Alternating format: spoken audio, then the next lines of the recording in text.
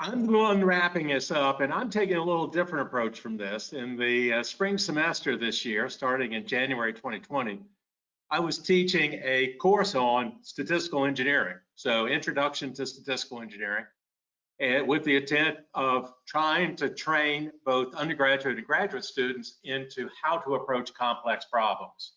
And of course, we encountered a complex problem in the middle of the semester, so I just thought that this would be an interesting thing to share with people. So, oops. So the outline of this, I want to take a quick look at the course and student demographics. It's not what you would expect, frankly. With statistical engineering, you expect a lot of statisticians. Actually, we had very few. I'm going to review big picture of what statistical engineering is, because that becomes the basis of the course content. So I just want to review that. I'm going to do that pretty quickly. Then I'm going to talk about our experience up to spring break. So spring break was the second week of March. And I'll give you some context on that. Let's just say that the reality of courses at Virginia Tech changed from in-person to online at spring break. And that made it a real challenge, because the best way to teach statistical engineering is through actual projects. And it hit us at a critical time. And it caused us to pivot. We had to adapt and overcome. And it turned out that that was actually probably one of the best things that could have happened for the students. And then I'll end with a few reflections. Demographics, this was the first time that we really tried to teach a course on statistical engineering from how we've been trying to outline statistical engineering through ISEA. There were 8 students, 1 undergraduate in statistics, 3 undergraduates in industrial engineering. This was joint with industrial engineering. 2 of them were from Argentina. 1 was a Fulbright scholar, another was a visiting scholar here. We had 1 graduate student in statistics who actually is in the institutional research group here at Virginia Tech. And then we had 3 graduates of PhD students in industrial engineering. Of this group, there was only 1 born in the US, and there was only 1 person with any experience in collaboration, who was the undergraduate student in statistics. Not what I had expected as the demographics for this class, but it turned out to work really, really well. I'll try to talk about that. So big picture, what I have to try to convey in this class was, when you're dealing with a major opportunity, something that's keeping a CEO awake at night, you've got an unstructured mess. It's large, it's going to require data to address. And the secret to success is interdisciplinary effort, where you're combining subject matter expertise with the right tool sets. And of course, I'm trying to teach strategic and tactical deployment. The basic foundations of statistical engineering strategy go back to foundations, scientific method, systems thinking. I think that's the biggest contribution that statistical engineering is making in terms of the strategy for solving these problems, is combining these 2. It's important to be a structured but not rigid approach. You've got to be able to adapt and overcome. And we certainly were able to illustrate that in this course. And the biggest thing, every time that we have one of these projects, is to learn from the journey. And that's what we're trying to document through ISEA. We would love to have more and more case studies so that we can look back at the journeys and abstract what are the best kind of approaches to these problems. Scientific method, one of the things that I had to reinforce with these students is it's a sequential learning strategy. Richard Feynman said, you make a guess, you get some data. If the data confirm the guess, great. If the data contradict the guess, you've got to go make another guess and get more data. I like that presentation of scientific method. What I have here is a little bit more formal. But what's really critical for success, particularly in current times, is the need for interdisciplinary collaboration. And that's one of the things that I really was trying to emphasize in this course. Another thing I wanted to emphasize is that data are crucial to the proper application of the scientific method. And I wanted the students to appreciate that quality engineering, industrial statistics really is the handmaiden We're there to support the scientific method. We're not dominating the scientific method. We're there to help the subject matter experts be efficient with the data and to draw proper conclusions. Many of these students had not really thought about using a systems approach to solving problems. Now, industrial engineers, among the engineers, have a pretty good sense of system thinking, particularly in terms of manufacturing. Honestly, the chemical engineers have a much better sense of systems thinking, but I wasn't starting from scratch. But I wanted also to talk about the notion of statistical thinking when we think about variability within a process. We've got to understand that the process is a system, and we need to take a systems approach. Ultimately, the strategy for success, what I really was trying to emphasize to the students, right tool, right job, right time, correctly applied. And I wanted them to move away from their favorite tools because the tools aren't solutions. Our goal is sustainable solutions, and we need to use the right tool at the right time to achieve that.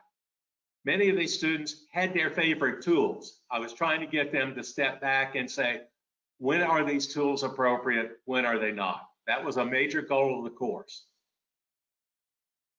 I showed them the schematic diagram of statistical engineering, where we're looking at, we have the people component.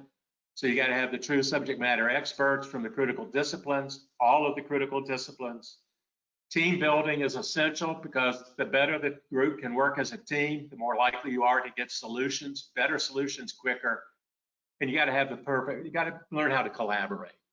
And as I said, I only had one student in this course who had ever done any kind of collaboration in the past.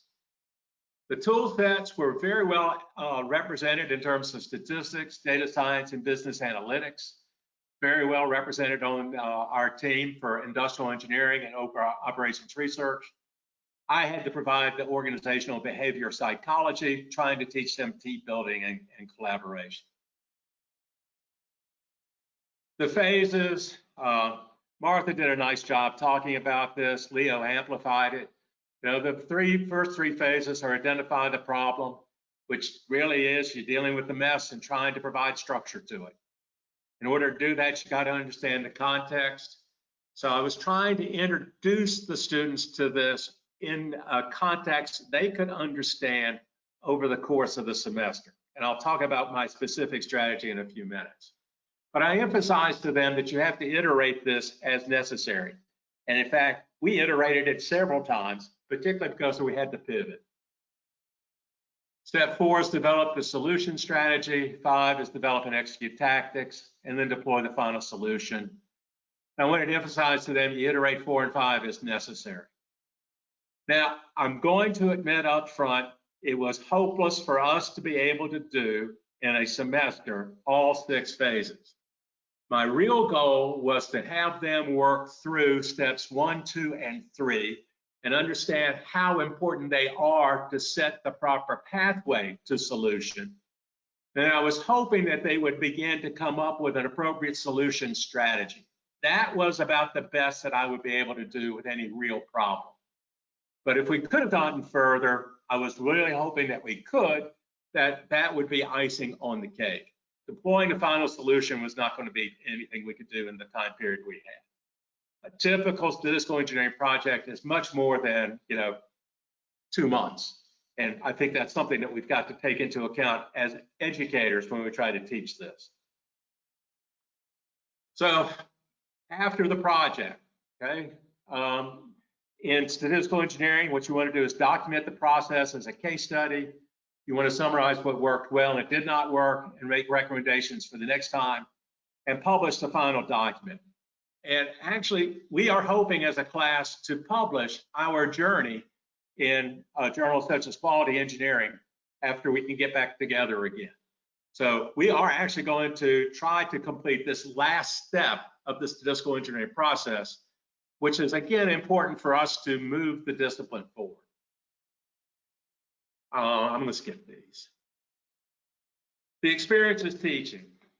My syllabus, the timetable was I wanted to start with the big picture of statistical engineering and then get them introduced to team building. So The big picture of statistical engineering was about the first 2 or 3 weeks. And then I began to transition to team building. And I did so in terms of the phases. And I'll talk more about that as we get into the specifics. So I would give an overview of the phase and then do the details. After we'd gone through the phases, I was going to go through the core processes, do the same thing, talk about the overarching competencies, looking that these tools would be coming into play as the projects are going on in parallel. So the key was to do everything within the context of a project so that I could introduce the concepts and apply them to begin to give them a feel for what we do in statistical engineering. So initial lectures, I did the big picture, and then we started working together in teams. And the emphasis was soft tools, learning by doing. And the context, again, the project context was really, really essential for them to be able to see how all this material integrated. And as I said before, the really intent, the ideal, what I considered a realistic ideal was getting from phase 4 maybe into phase 5. So first major project, I had them define the parameters for a major project. Now, that's pretty nebulous. I'm not giving them any structure. I said it's got to be sufficiently complex. I'll tell you if it's complex enough, and we can make some meaningful progress by the end of the term. Ideally, it could be a project that would lead to summer internships that they might be able to complete it for whatever organization they were doing this for. The basic goal of this first major project was introduce the team to being a team and collaborating and how to bring structure to a vague opportunity. These students were all used to having a textbook problem handed to them. The one student who was broader than that was the student who was working in institutional research. He's a full-time employee in institutional research, but again, he was still focused on very, very specific tasks, and he had never really had to collaborate. So this was new for everybody. And it gave me the opportunity to introduce the soft tools, nominal group technique, the affinity diagram, multi-voting, fishbone diagrams. All of these tools turned out to be really, really important to them as they progressed in their project. Now you can imagine the initial reactions to this. You know, these are almost direct quotes. I thought this was supposed to be a statistics course. What are we doing having this touchy-feely stuff? Work as teams? Are you crazy? This is direct from the person who worked in operations research. I'm an introvert. I like being a statistician. I can avoid people. And they all were saying, why do we need soft tools? When do we start analyzing data? Okay, that's where we started. Now, they were forming as a team, but they were forming as a team as, why in the world you're asking us to do these soft tools? Reactions after using it. We produced a whole bunch of good ideas in a very short period of time. They learned how to reach consensus in minutes. With the fishbone, they understood problem structure, but the affinity diagram really fed that into it. We have a good idea how to proceed because we did this. And actually, the most important result, they had become a team. Now, there was one lone wolf. He would play with the team, but he also had this desire to show he was the smartest person in the room. And the team tolerated that behavior. I had to work with him a little bit. And by the end, he was a fully functioning team member. But for a while, he was trying to do his own solutions rather than working integrally with the rest of the team. So it was an interesting experience for him, a good learning experience for him. The team pretty much tolerated his behavior. And when he really engaged with them, it was quite good, very, very successful. Second major project, they had defined the parameters. So now they had to identify an appropriate project. I wanted the major project, what they were really going to apply, all of the phases, or as many as we could, apply the tools, was something of great interest to them, something that they had a passion about. So we had another chance to apply the soft tools, the nominal group technique. We had the affinity diagram. There was the multi-voting. We introduced environmental scans. We did gap analyses. We introduced project charters. one of the most important things that came out of this, the team learned how to compromise because they all had different ideas of what they really wanted to do.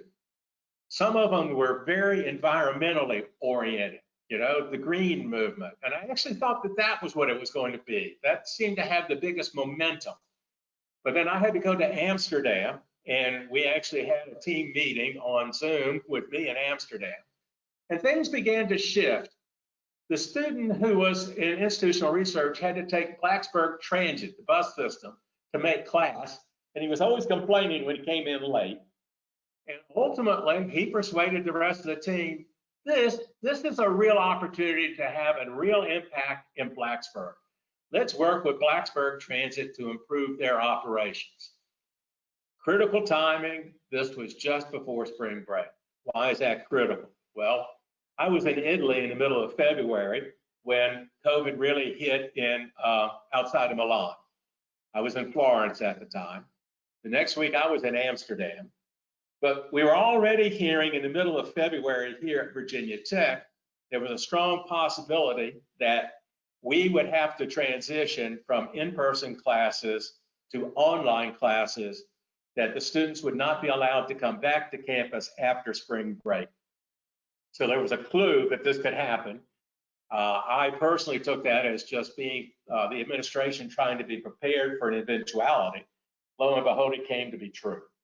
So whereas we have been working together as teams in the classroom, they were working outside the classroom, generally physically together, although somewhat driven by Zoom. Now that was taken away from them. We weren't able to work with Blacksburg Transit, you know, so the idea of their project, which was a wonderful project and very well thought out, we had to pivot. And suddenly, we had to adapt and overcome. And I think that is the biggest learning that came out of this project. And I think that is central to statistical engineering, quite frankly. And you know, if it hadn't been for COVID, we never would have. It's better to be lucky than good. And I was lucky in this case. You know, COVID is, I'm so sick of COVID, I don't know what to do with it, okay? 2 of my 3 children have had it. But if there's been anything good that came out of it, it was how it forced us to change what we were doing in this project.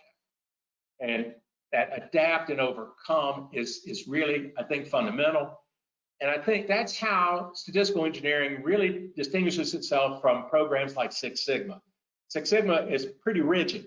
And whereas here, we had to be extremely flexible, very, very flexible. Fred Fulton had been working with me. Fred, of course, many people, like Martha, you knew Fred quite well. Been at GE for many, many years, then became an independent consultant. He's actually working here at Virginia Tech. And it's been working with the computational modeling and data analysis group. His appointment is here in statistics. But one of his jobs was to line up projects for the CMDA program. So he developed a relationship with a nonprofit called Socially Determined. And their real headquarters is in Washington, surprise, surprise. And what they're trying to do is use analytics to support policy decisions. Specific project that we became associated with was to provide support to advise the governor of Maryland on how to allocate federal resources that had just been authorized by Congress in order to optimally mitigate the COVID impact in Maryland. Wonderfully unstructured problem. They were just beginning to deal with it in Socially Determined. And frankly, they were looking to us to come up with some novel ways for them to approach it. It was right project at the right time. And this all goes back to Fred. Fred was really, really central for this. Very quickly, we started weekly interactions with the client. Suddenly, this team was now dealing with a subject matter expert who was passionately interested in his problem. More importantly, he was passionately interested in the success of this specific team. I was very proud of this group. Remember, it's very diverse. Industrial engineers, undergraduates, graduates, a couple statisticians, 1 undergraduate, 1 graduate. The graduate student in statistics is actually out in the workforce. You would expect him to be a very senior leader. He was, by the way. But they insisted that they would rotate the lead presenter each week. Now, keep in mind, we had 2 students from Argentina on this, and they were both in Argentina after spring break. They were sent home. The Fulbright scholar was scheduled to go home. The other one had to go home because students were not allowed back on campus. Zoom meetings became the way that we interacted with everybody. It was a wonderful experience to see these undergraduates from Argentina leading the meeting with our client on Zoom. Fascinating. The initial goals for our project were to provide new ideas on the structure of the problem, and we had defined that we wanted to have an interesting database as a proof of concept. Of course, the challenge was finding and integrating appropriate databases. This was where we had to find structure here. The team, Alan had some good recommendations for places to start, but the team really had to build off of that. This is where they were making very, very substantial contributions. Major constraint, by the time we had this set up, it's April 1. We had 5 weeks to pull this off. I have been hoping to have that project up and going at least 3 weeks earlier. First thing they developed was a 1-page project charter, which really defined everything that they did in the 5 weeks. So in one way, this charter really summarizes what they did. 1 page. First paragraph was business case, and basically what it was, the effective use of relief funds for recovery. Wonderful mission statement. You want to put it in that terms. Second phase, what was the clear identification of the opportunity? Goal, again, this is the team working with themselves, helping the most in need. The approach, data-informed recommendations, and what they wanted to do was to develop an index to quantify the impact. This is in the charter, but they're already providing structured approach to the problem, and very much in the spirit of statistical engineering. I was very, very proud of it. Next step was a clear description of the opportunity structure. They used Fishbone diagrams, and I'm going to show you some of the analysis. And that's how they began to think about the structure of the various databases and how to integrate them. They then decided to focus on one region.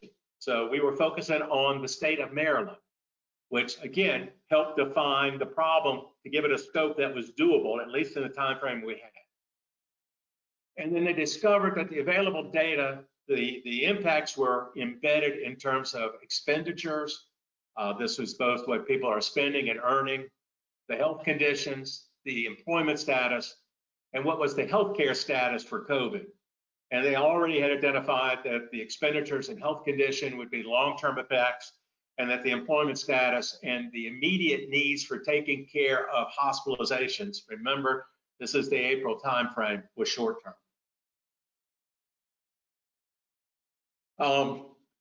Then they had a clear summary of the opportunities context. So they identified already some of the data they would need. So there were regional data, both at the federal, provided by the Federal Bureau of Labor Statistics, the Census Bureau.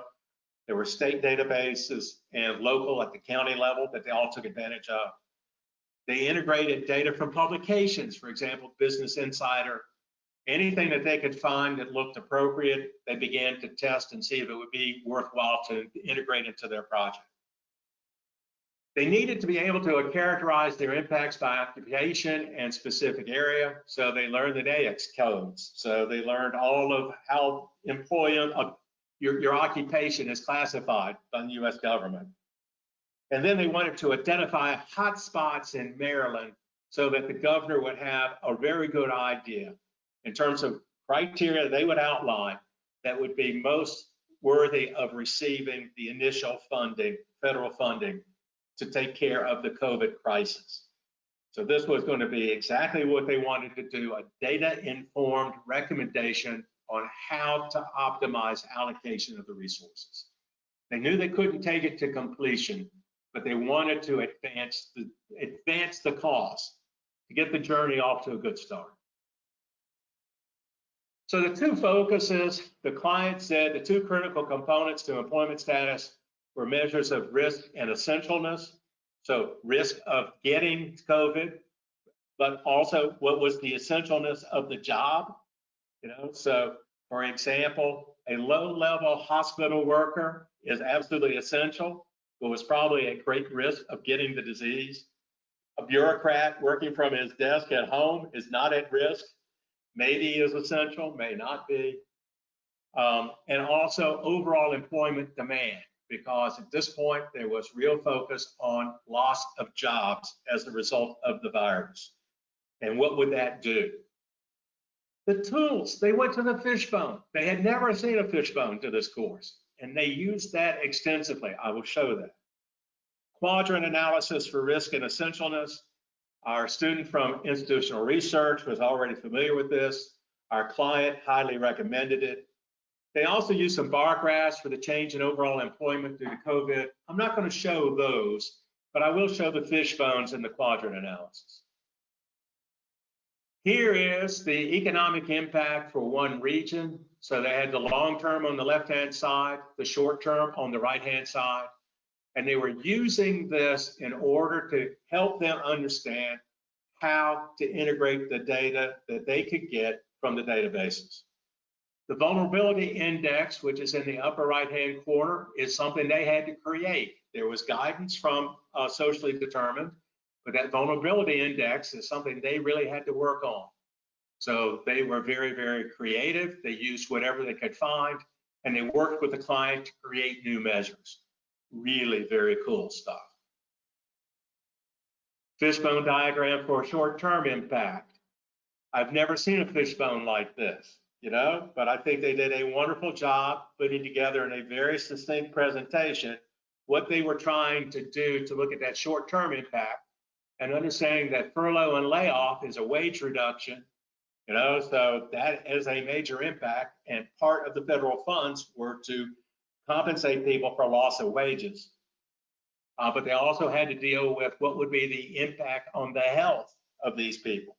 So this is just structuring the data, okay? This becomes the input to the quadrant analysis. Oh, here's the Fishbone diagram for expenditure. Really very cool. I mean, they took the tools and priced them to help them find structure in a very efficient method so that we could do a lot in 5 weeks. Client was very impressed. Here's the county level risk versus essentialness. And one of the things that needs to be noted on this is that the, low risk, high essentialness is not in here, okay? Nobody met that criteria. There wasn't a county in Maryland that had low risk and high essentialness. Everything else was a combination of bad things. So here it is, and it's embedded by the 2-digit NAICS code because they couldn't, anything more granular, they didn't have enough data. Also of interest was the exposure risk index and the essential index were very narrow in scale. So this added some issues in terms of interpreting the quadrant analysis, but the client was very happy with what he saw. So again, this is the K-min means clustering. And again, it was the low risk, high essentialness that was the cluster that was missing. And they concluded and made the recommendation to socially determine that meant Maryland was at risk. And I think that was relayed to the governor. Very cool what they could do. And again, this was all in 5 weeks. They suggested next steps. We had them ask, but I told them specifically, what should they do next? What did they learn? What could they do better? But the suggested next steps, see if they could get more data so they could go to finer granularity on the occupation codes so they could get a better scale. They also suggested extend the analysis to other states because Maryland is fairly unique because of its dependence on the federal government. In the demand change analysis, which I didn't illustrate, they were talking about engaging demographic data and household distribution. They had no time to do that in their project. Team's perspective on results. Time did not, I can't believe I had a note, did not allow model development. They had hoped to develop a model. They were able to create tools to analyze and to understand the impact. And they were beginning to able to identify hotspots in need of resources, which was one of their goals.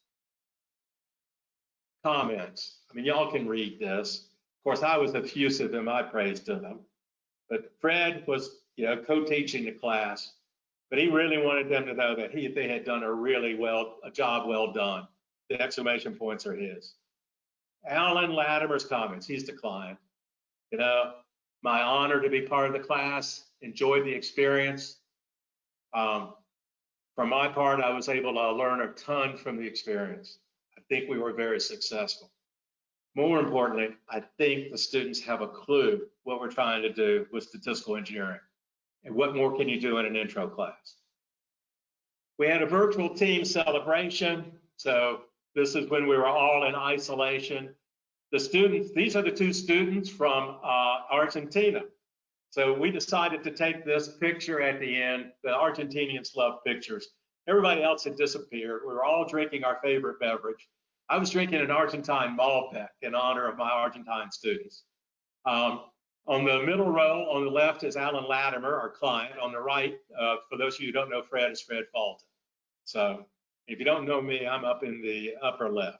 So we decided we needed a celebration. I still owe Alan some time at the Cellar, the local pub here in Blacksburg.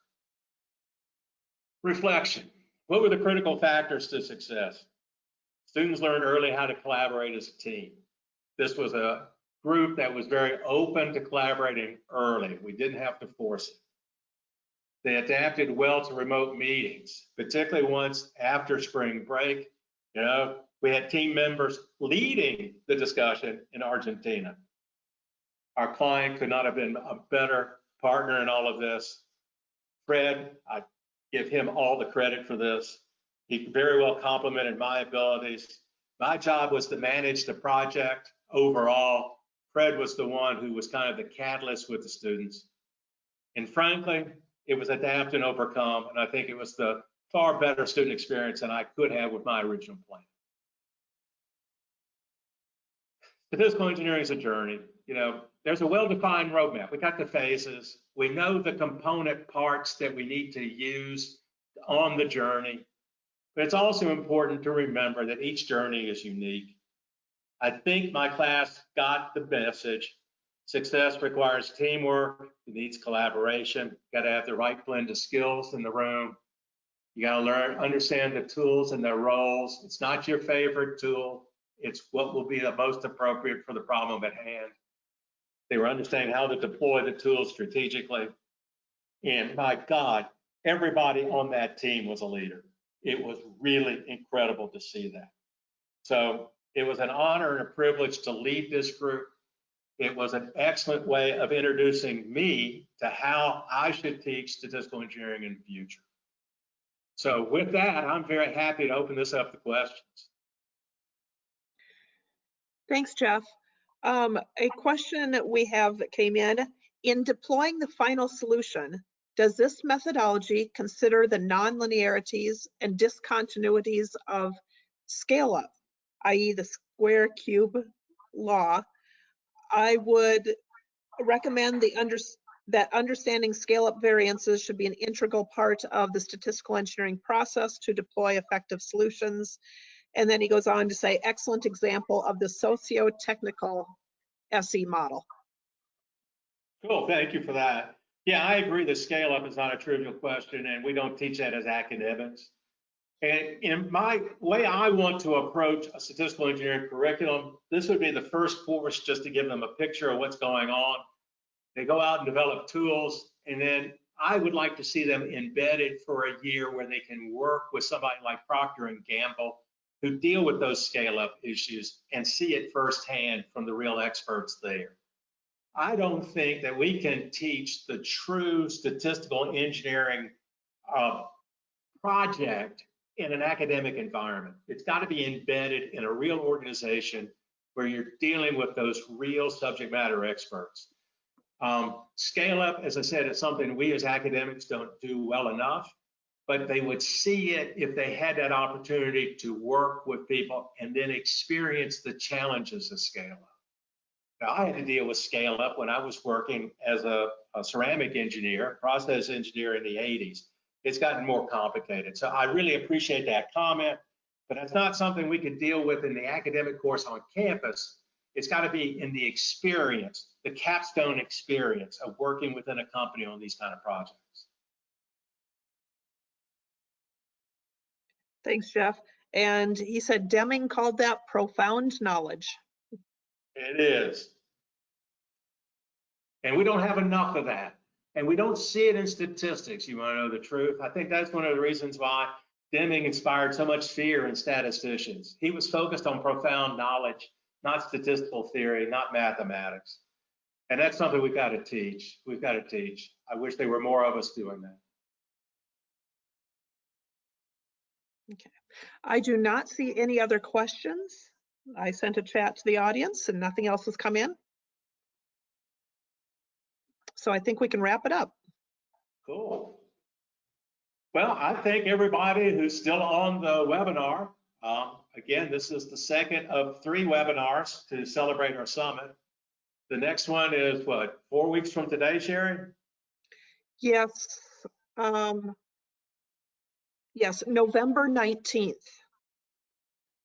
And there we're going to talk about what do people within our own society think about statistical engineering. So I think it's going to be a very interesting panel conversation, and I'm very much looking forward to it. So I hope that if you've been enjoying these webinars, you will certainly join us for the last one.